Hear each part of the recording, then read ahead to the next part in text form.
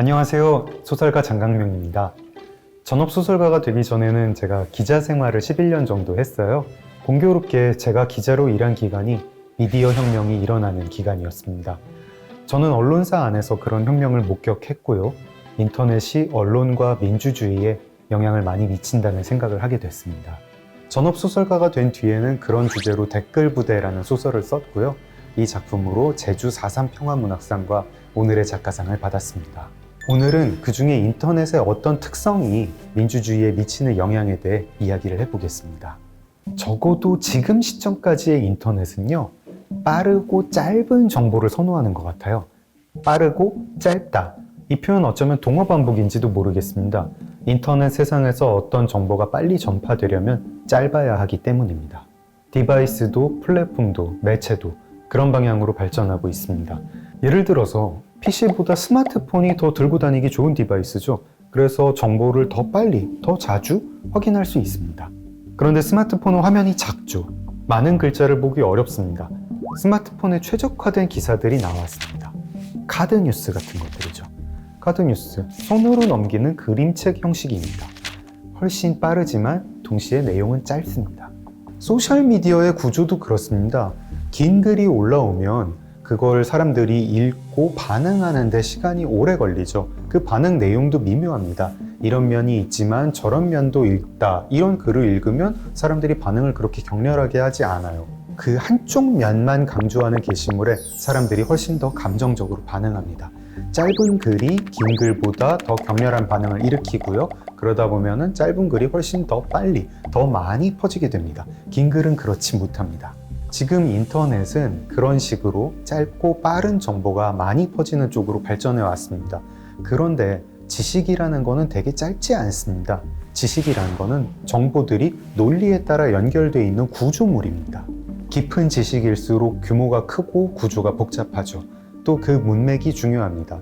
이런 지식들을 인터넷에 올리면 지식이 쪼개져서 정보가 돼서 그 정보들 중에서도 사람들의 격렬한 반응을 불러일으키는 것 일부만 돌아다니게 되는 셈입니다. 우리가 책 한 권을 문장 단위로 하나하나 쪼개서 그 문장들을 마구 흐트러뜨린다.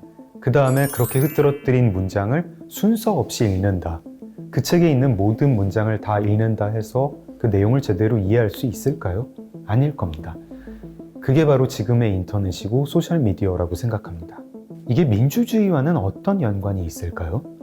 저는 민주주의가 지식공동체와 지역공동체, 이 두 공동체 위에서 작동하는 생명체라고 생각을 합니다. 성숙한 시민은 지역공동체의 구성원이기도 하고 지식공동체의 일원이기도 합니다. 성숙한 시민은 이웃의 운명에 책임을 느끼고 그 운명에 영향을 끼칠 사안을 판단하고 토론할 때 자기 이익이나 기분이 아니라 지식과 논리를 따르는 사람입니다. 그런데 그런 시민이 설 자리도 점점 줄어드는 것 같습니다. 인터넷이 지역 공동체를 무너뜨리는 건 쉽게 볼 수 있죠. 인터넷이 현실 대신에 가상 공간을 제공하면서 이웃이라는 개념을 축소하거나 왜곡합니다. 과거에는 같은 동네 사는 사람들이랑 싫어도 어울릴 수밖에 없었잖아요. 이제는 인터넷으로 물건도 살 수 있고 친구도 찾을 수 있습니다. 익명 게시판에서는 사람들이 오프라인 공간 때보다 훨씬 무책임하게 발언하게 되죠. 인터넷은 지식 공동체도 허무는 것 같습니다. 사안을 다각도로 신중하게 보려는 태도는 아까 말씀드렸던 인터넷의 특성 때문에 인터넷에서 잘 퍼지지 않습니다.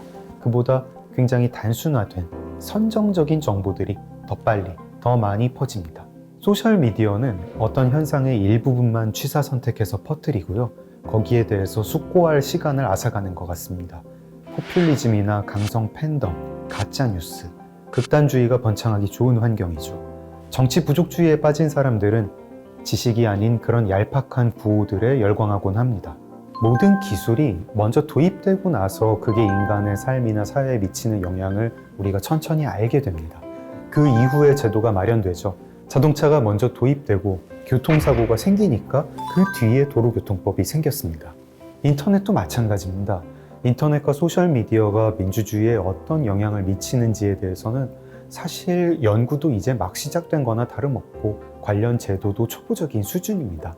연구를 시작해야죠. 한국만의 문제가 아니라 전 세계적인 문제고 관련되지 않은 학문 분야가 거의 없을 거예요. 챗 GPT 같은 생성형 AI가 등장했습니다. 이게 민주주의에 어떤 영향을 미칠지 우리가 잘 몰라요. 가짜 뉴스를 대량으로 생성하고 퍼뜨리는 그런 도구가 될 수도 있습니다. 굉장히 무서운 일이죠. 그런가 하면은 우리가 아랍의 봄에서 봤듯이 인터넷과 소셜미디어가 시민혁명과 민주주의에 도움을 줄 수도 있습니다. 뇌과학에서부터 정치 철학에 이르기까지 공학, 사회과학, 인문학 모든 분야에서 학제 간 연구를 해야 할 것 같습니다. 학자들만의 문제가 아니고 실천적인 문제이기도 합니다. 학자들이 담배의 위험성을 연구하는 동안에 시민들이 가만히 있지 않았습니다. 금연 캠페인을 벌였죠. 인터넷과 소셜미디어 과몰입을 막고 온라인 공간에서도 책임감을 갖기 위해 어떤 자세를 지녀야 할지, 어떤 습관을 키우면 좋을지 각자 생각해 보면 어떨까요?